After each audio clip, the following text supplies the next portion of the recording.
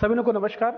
मैं doctor Himanshu Yadav, assistant professor department of political science, पुनः आज एक नए विषय के साथ आपके समक्ष उपस्थित हूं।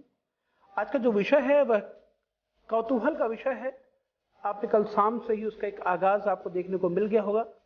जब आप मार्केट में निकले होंगे तो इस 75वें स्वतंत्रता दिवस के पूर्व संध्या में आपने मार्केट में देखा होगा कि बहुत सारे हमारे लहराते तिरंगे अनेक रूपों में धारण किए हुए आपको मार्केट में दिखे होंगे। आज जब सुबह आप सो के उठे होंगे, 15 अगस्त के दिन जब आप सो के उठ रहे होंगे, तो उस दिन आपको देशभक्ति गीतों से और वो शहीदों की कुर्बानियों से हमारा पूरा देश गुंजायमान हो रहा होगा। उस आजादी पे हम बात करेंगे, उस विषय पे हम आपसे बात करेंगे कि वास्तविकता में हम जिस आजादी की बात आज कर रहे हैं, क्या ये आजादी क्या सभी लोगों को मिली हुई है? क्या इस आजादी के वास्तविक अर्थ को लोग समझ पाए हैं? क्या ये कैसी आजादी है? इस आजादी में जो विकास की दौड़ में शाइनिंग इंडिया की बात कर रहे हैं, डिजिटल इंडिया की बात कर रहे हैं, हम अपने विकास के दर को तय कर रहे हैं एक वातानुकूलित कमरे में बैठ के। मैं आपसे बातें कर रहा हूं एकांत कमरे में बैठ के, इस वातानुकूलित कमरे में बैठ के। क्या वास्तविक रूप में इस आजादी का एहसास क्या दूसरों को भी है? तो मैं इस विषय पे आपसे बात कर रहा हूं कि जिस भारत में हम शाइनिंग इंडिया की बात कर रहे थे, उस भारत में शाइनिंग इंडिया के साथ साथ आज भुखमरी और बेरोजगारी भी उसी स्तर पर बढ़ी हुई है। भुखमरी इस कदर है कि लोग अपने जो टुकड़े होते हैं, जो टुकड़ों का मतलब कि जो अपने बच्चे होते हैं, उन बच्चों को लोग बेच दे रहे हैं। बेचने के साथ साथ उन्हें सड़क की झाड़ियों में, हाईवे के किनारे आपने देखा होगा बहुत सारे नवजात शिशु पाए जाते हैं। क्या वो नवजात शिशु हमेशा किसी अवैध संतान के रूप में होते हैं या भुखमरी के कारण भी फेंके जाते हैं? तो मुझे लगता है कि उनके दोनों कारण थे, और वो है इसलिए एक समाज का डर था और एक पेट का डर था कि कहीं ऐसा ना हो कि इस बच्चे को कौन पालेगा, कौन पोसेगा, क्योंकि उसके खुद भोजन करने के लिए पर्याप्त व्यवस्था नहीं थी। उसे उस एक किनारे की झाड़ियों में फेंक दिया जाता है। बाद में लोग देखते हैं जिनके पास संतान नहीं होते उसे हम उठा लेते हैं। तो वो क्या है, कैसी आजादी है? ये आजादी है जो मैं आपसे बात कर पा रहा हूं आज, इस अपनी बातों को मैं कह पा रहा हूं, ये मुझे आजादी मिली है। अपनी बात आप तक पहुंचा पा रहा हूं, ये मेरी आजादी है। क्या बाकी लोग भी अपनी बातें आप लोगों तक पहुंचा पाते हैं? तब हमारी वास्तविक आजादी आएगी कि जब सारे लोग अपनी बातों को अपने खुले प्लेटफॉर्म से अपनी बातों को कह पाएंगे। इस भारत देश में हम आप रह रहे हैं। इस भारत देश में रहते रहते आपने देखा होगा कि अभी बंगाल में क्या चल रहा था, असम में किस प्रकार की हिंसा हो रही थी। इस हम अखंड भारत की जो कल्पना कर रहे हैं, जिसकी एक रचना रच रखी है हमने, जिसकी परिकल्पना जो हमारे सामने प्रस्तुत हुई है, क्या वास्तविक रूप में स्वतंत्र है ये? आजाद भारत में हर व्यक्ति स्वतंत्रता को अलग अलग रूप में परिभाषित करने की कोशिश करता है। स्वतंत्रता के मायने सभी लोगों के लिए अलग अलग है। हर व्यक्ति स्वतंत्रता को स्वच्छंदता में बदलने की कोशिश करता है। इस आजाद भारत में स्वतंत्रता के माने को सभी लोगों ने अपने अपने हिसाब से लेने की कोशिश की। इसलिए स्वतंत्रता का जो वास्तविक अर्थ था उससे हम काफी दूर चले गए। अब अगर गौर करेंगे, हर व्यक्ति स्वतंत्रता को अलग अलग रूप में परिभाषित करता है, जिसके कारण स्वतंत्रता जो हमारी स्वच्छंदता या छुट्टेपन में चली जाती है। स्वतंत्रता का यहां पर जो लोग अर्थ लगाते हैं कि उन्हें किसी भी बेरोक टोक कोई भी कार्य करने की छूट मिल जाए। आपको अपनी श्रद्धा, अपनी उपासना करने का आपको पूरा अधिकार है। आप रामायण का पाठ पढ़ सकते हैं, आप बाइबल और कुरान को आप पढ़ सकते हैं, लेकिन बाइबल और कुरान को अगर आप हाईवे पे बैठ के पढ़ेंगे तो वह क्या कहते हैं, आपकी स्वतंत्रता नहीं है, वह आपकी स्वतंत्रता है। वो किसी न किसी की स्वतंत्रता में आप बाधित हो रहे हैं। इसलिए कहा जाता है कि एक पत्थर को अगर आप किसी डोरी में बांध के घुमा रहे होते हैं, वो तब तक आप स्वतंत्र है जब तक किसी की नाक में नहीं लग रहा है। मैं इलाहाबाद विश्वविद्यालय से हूं। इलाहाबाद विश्वविद्यालय के हॉस्टल्स में जब मैं रहता था, उस समय आप रेडियो चलाइए, एफएम हमेशा चलता रहता था, ये हमारी स्वतंत्रता थी। लेकिन एफएम तब तक अच्छा है जब तक बगल वाले कमरे में तैयारी करने वाले बच्चे को अगर कोई अवरोध है, अगर उसके पढ़ने में अवरोध उत्पन्न कर रहा है, ये आपका आवाज जो है आपकी है, तो वह क्या कहते हैं, उसकी स्वतंत्रता को बाधित कर रही है। और जैसे आपकी स्वतंत्रता किसी दूसरे की स्वतंत्रता को बाधित करती है, इसका मतलब है कि आप स्वच्छंदता के बहुत करीब जा रहे हैं। तो इसलिए वास्तविक रूप में देखा जाए तो स्वतंत्रता को अगर आप और भी गहराई के साथ देखेंगे तो स्वतंत्रता वाकई में देखा जाए तो मर्यादा हो, चरित्र हो और उसमें समर्पण का भाव हो। अगर आपके पास मर्यादा, चरित्र और समर्पण, इन तीनों का समायोग अगर आप देखेंगे, समायोजन अगर आप देखेंगे, तब जाके आप वास्तविक स्वतंत्रता का आप अनुभव कर पाएंगे। प्रश्न उठता है, क्या भारत में सभी लोग स्वतंत्र हैं? क्या भारत में सभी को स्वतंत्रता मिली?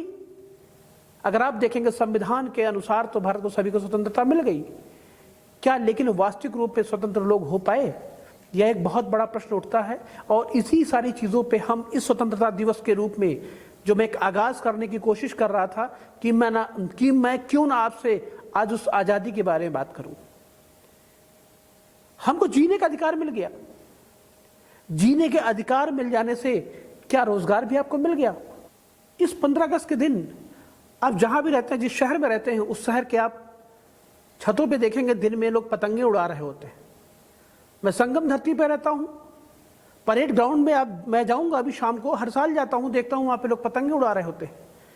दिल्ली के लाल किले गेट के पास आप जाएंगे, लोग पतंगे उड़ा रहे होते हैं। वो पतंगे क्या था? वो आजादी का एक प्रतिमूर्त के रूप में उड़ा रहे होते हैं कि आज हम आजाद हैं और हमारे तिरंगे जो थे वो हवा में लहलहा रहे होते हैं। क्या ये वास्तविक आजादी है? क्या वो जो छोटे बच्चे वो आजादी का मतलब समझ पा रहे हैं? अगर वो आजादी का मतलब समझ पाते तो आज जो आपके महिलाओं के साथ जो छेड़खानी के आरोप हो रहे हैं, मॉर्न ब्लीचिंग की तरह के तमाम सारी समस्याएं देखी जा रही हैं, लोग शराब पीकर फुटपाथ पे सो रहे हो, लोगों को दबा देते हैं, लोग जानवरों का शिकार कर रहे होते हैं, लोग अमर्यादित टिप्पणियां कर रहे होते हैं, तो क्या ये स्वतंत्रता आपकी है? क्या ये स्वतंत्रता आप समझ पाए हैं? मेरे ख्याल से कतई नहीं। मैं आपको बताता हूं, मेरे लिए जब मैं बचपन में बहुत छोटा था तो मेरे लिए वास्तविक रूप में स्वतंत्रता क्या थी। मैं 3 बातें मेरे जेहन में हमेशा आती हैं और मुझे लगता है ये जो 3 बातें हैं ये आपके जेहन में भी कहीं ना कहीं रहती होंगी। 15 अगस्त की बात होती थी। 3 ही त्यौहार ऐसे हुआ करते थे जिनमें हम बहुत ही खुशी के साथ विद्यालय जाते थे। एक पहला 15 अगस्त, दूसरा 26 जनवरी और 2 अक्टूबर। लेकिन जब मैं 15 अगस्त की बात करूं, इन त्योहारों की जब मैं बात करता हूं, 15 अगस्त के खास दिन की बात पर 3 बातें बहुत इंपॉर्टेंट हो जाती थी। पहली ये कि उस दिन सबसे बड़ी बात जो स्टूडेंट्स लाइफ में होती है, जब छोटे बचपन में आप होते हैं, कि उस दिन पढ़ाई नहीं होगी। एक खुशी का माहौल होता था कि आज पढ़ना नहीं है, बिना बैग के जाना है। शाम को जो हम दूसरी बात यह थी कि शाम को जो हमने तिरंगे खरीदे थे, जिनको अपने सीने पर लगाने के लिए अपने बैच के रूप में कुछ कैप्स खरीद रखे थे, कुछ फ्लैप्स खरीद रखे थे और एक तिरंगा अपने हाथ पर लगा, अपने हाथ में लेके और उसको बाहर लेके निकलना था, जो हमें एक खुशी का माहौल ये था। इसी खुशी में पूरे शहर में हम घूमते थे और 5 किलोमीटर तक की हमारी लगभग प्रभात फेरियां हुआ करती थी। उसी जोश, उसी जज्बे के साथ हम उसमें भाग लेते थे। तीसरी खुशी की बात यह होती थी कि ये जो तीसरा जो पल हमारा ही होता था, उसमें यह थे कि सरकार के जो 4 लड्डू हमें मिलेंगे वो सबसे महत्वपूर्ण हुआ करते थे। वो 4 लड्डू केवल इसलिए थे क्योंकि वो बिना किसी काम के आपके मिल रहे हैं, लेकिन हम एक जो मैसेज देते थे समाज को, मैं उस समय नहीं समझ पाया। जब बड़ा हुआ तो मुझे एहसास हुआ कि उन प्रभात फेरियों का असर क्या था। लोग अपने घरों से निकल आते थे, लोग अपने छतों से निकल आते थे, लोग फूल फेंका करते थे और ये एहसास दिलाते थे कि हम भारत के लोग, हम भारत के जो नवयुवक लोग हैं, जो बच्चे चल रहे हैं, उन्होंने सैनिक का भाव देखा करते थे मन में। उन्हें लगता था कि ये जो हैं ये भविष्य के कर्णधार हैं और कहीं ना कहीं हमारी इंडियन आर्मी है ये। तो एक जज्बा, एक जुनून हमारे अंदर क्या क्या था, उन्होंने पैदा कर दिया था। जिस जज्बे और जुनून की बात हम बचपन में किया करते थे, जब मैं बड़ा हुआ दिल्ली पढ़ने के लिए गया, एक वाकया मेरे साथ था। मुझे भी लगा कि दिल्ली के लाल किले पर जाके, जो मेरी तमन्ना थी बचपन में कि क्यों ना मैं लाल किले के प्राचीरों से जब लोग बोलते हैं तो मैं क्यों ना जाके वहां पे सुनूं। मेरे मन में आया, मैं वहां से अपने घर से जब निकला मुखर्जी नगर से, और मैंने देखा कि स्वतंत्रता दिवस के उस उपलक्ष्य में, उस दिन में पूरे शहर में तिरंगे लहरा रहे थे। देशभक्ति गाना बज रहा था। लता मंगेशकर का बहुत अच्छा एक गाना है, सबके जेहन में वो गाना रहता है और वो खास दिन होता है, उस दिन चलता रहता है। टेलीविजनों पे क्रांति पिक्चर जो मैं बचपन से देखता रहा वो आज भी दिखाई जाती है।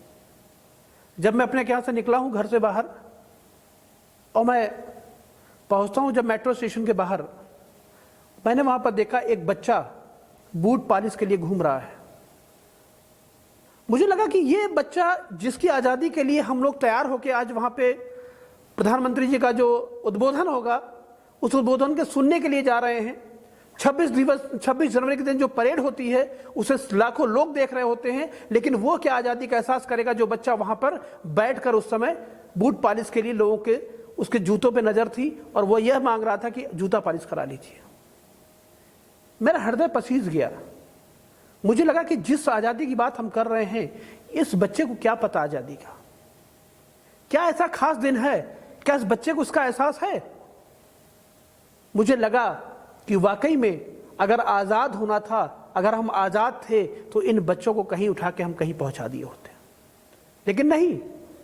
वह आज़ादी केवल हमें किताबों में मिली, आज़ादी कुछ ही लोगों को मिली, लेकिन वास्तविकता में जिन बच्चों को मिलनी चाहिए थी, जिन बच्चों को एहसास होना चाहिए था, जिन माँ बाप को एहसास होना चाहिए था, वो चीज़ें आज तक नहीं मिल पाई।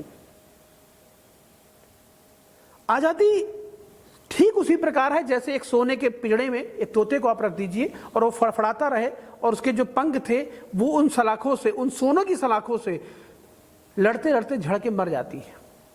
वो लड़का की भी यही कंडीशन थी। उस लड़के से मैंने पूछा आज कुछ खास? कहता नहीं आज ये तो मुझे नहीं पता, लेकिन हाँ ये है कि बड़ा अच्छा साफ सुथरा दिख रहा है, शहर में पूरी झाड़ू लगी हुई है। लेकिन वो बच्चा रोज, मैंने कहा बेटा रोज कमाते हो? कहता हाँ रोज कमाता हूँ। उसका डेली रूटीन था वो। उसके लिए कोई मतलब नहीं था उस दिन का। क्यों? क्योंकि वो चाहे 14 अगस्त हो, चाहे 13 अगस्त हो, चाहे 12 जनवरी हो, उसके लिए कोई मतलब नहीं था। क्यों? क्योंकि उसके लिए रोजी रोटी वो बूट पॉलिश था। जिस दिन वो रोजी रोटी का काम नहीं करेगा, जिस दिन बूट पॉलिश नहीं करेगा, उस दिन वो नहीं कमा पाएगा। उस अबोध बच्चे को जो हम कहते हैं संविधान में लिख दिया गया कि 14 साल से कम उम्र के बच्चों से आप रोजगार नहीं ले सकते, कैसे वो जीवन यापन कर रहा है? क्या हमारी कभी नजरें उस पर नहीं गई? ये वाकया पहला था। मेट्रो स्टेशन उस समय दिन बंद होता है, लगभग 2 से 3 घंटे के लिए मेट्रो स्टेशन बंद कर दिया जाता है। तो मैं ऑटो से बैठ के जा रहा था। ऑटो से एक चौराहे पे पहुंचा, वहां पे एक महिला अपने बच्चे को गोद में लिए हुए पानी बरस रहा था और फूलों का एक गुलदस्ता लिए हुए उसको 10 रुपए में बेच रही थी।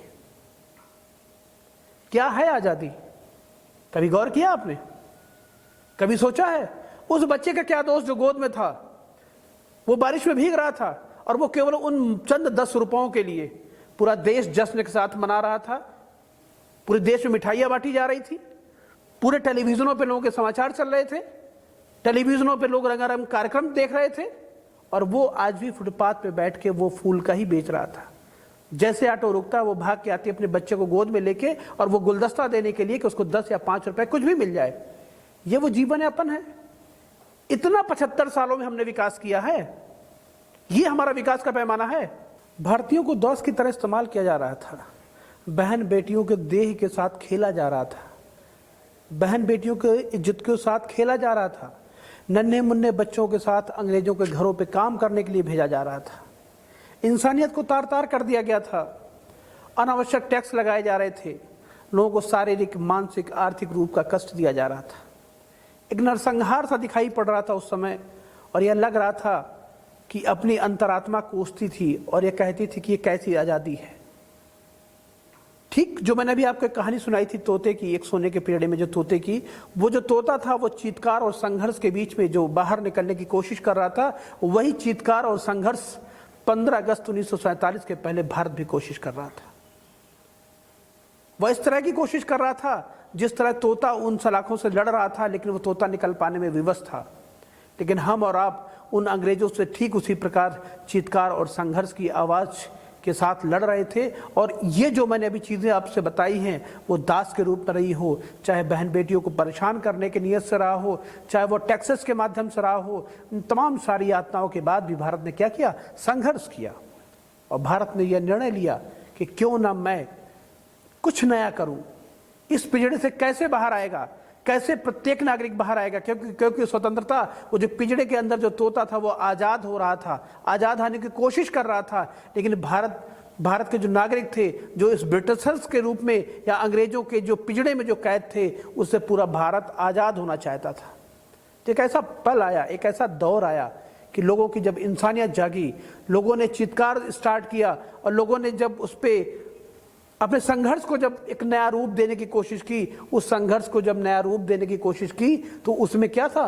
उसमें यह एक प्रश्न उठा, कब तक ये जो हमारे हाथ हैं, कब तक ये अंग्रेजों को सैल्यूट करेंगे। समय आ चुका था, अब सैल्यूट करने से हमें दूर हटना था। जब इस दूर हटने के दौर में आप आएंगे तो बहुत सारे बलिदान देने की बात आएगी। कई माओं की गोद सुनी हो गई थी, कई महिलाओं की, कई पत्नियों की मांगे सुनी हो गई थी।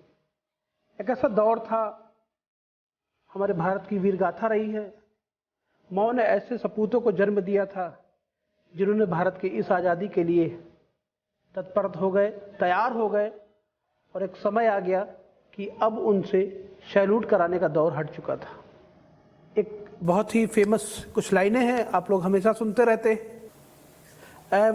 ए वतन हमको तेरी कसम, तेरी राहों में जहाँ तक लुटा जाएंगे, फूल क्या चीज़ है तेरी कदमों में, अपने सिर की भेंट तक चढ़ा जाएंगे। इस तरह का एक दौर चला, इस तरह का एक मंजर चला, और पूरे जोश और जुनून के साथ वो माएँ, वो पत्नियां, वो महिलाएं, वो बच्चे जिस रूप में जो थे, उन्होंने अपने घरों से तिलक और रोली का चंदन करके उस वीर भूमि के लिए भेज दिया। हम आज़ादी के बहुत करीब थे और आज़ाद भारत में रहते हुए अपनी बातों को हम करना शुरू किए। उसमें कहां पर अंबेडकर की भूमिका है, कहां पर पंडित जवाहरलाल नेहरू की भूमिका, और कहां पर गांधी की भूमिका है, कहां पर पटेल की भूमिका है। इन लोगों ने अपने देश को आजाद कराने के लिए क्या क्या दुख, क्या क्या बातें नहीं सही। सैनिकों ने तो हमारे 1947 से लेके, चाहे 1962 की बात रही हो, चाहे 65 की बात हो, चाहे 71 की बात हो, चाहे 99 की बात हो, हम कारगिल तक की लड़ाइयां हमने लड़ी। और आज भी आप देखते हैं, उरी का हमला हो, चाहे पठानकोट का हमला हो, तमाम सारे हमलों से आज भी हमारी भारतीय सेनाएं निपट रही है। इस आज़ादी के बाद आप देखिए उसके बाद कितना परिवर्तन हुआ है। हम डेवलपमेंट की तरफ बढ़ रहे हैं, विकास की तरफ बढ़ रहे हैं, लेकिन विकास की इस अंधी दौड़ में जहां हम बढ़ते हुए चले जा रहे हैं, वहां आप देख रहे हैं हिंसाएं बढ़ रही हैं, बलात्कार के केसेस बढ़ रहे हैं, अराजकता बढ़ रही है। क्यों? क्या रीजन है? क्या आपको अपने अधिकार ज्यादा पता चल गए? क्या ऐसा है कि हमें अपनी आजादी ज्यादा मिल गई? क्या हमें ऐसा ही लगता कि हम दूसरे की आजादी का अपहरण कर रहे हैं, या दूसरे की आजादी में हम हस्तक्षेप कर रहे हैं? इन तमाम सारे विषयों पर आपसे चर्चा करनी चाहिए, आप लोगों को सोचना चाहिए, चिंतन और मनन करना चाहिए। उस लहलाती पतंग से, उस गगन चुंबियों से जो तिरंगा हमारा लहरा रहा है, क्या अंतर आत्मा की ऊंचाई पर भी वहां तक पहुंचा है?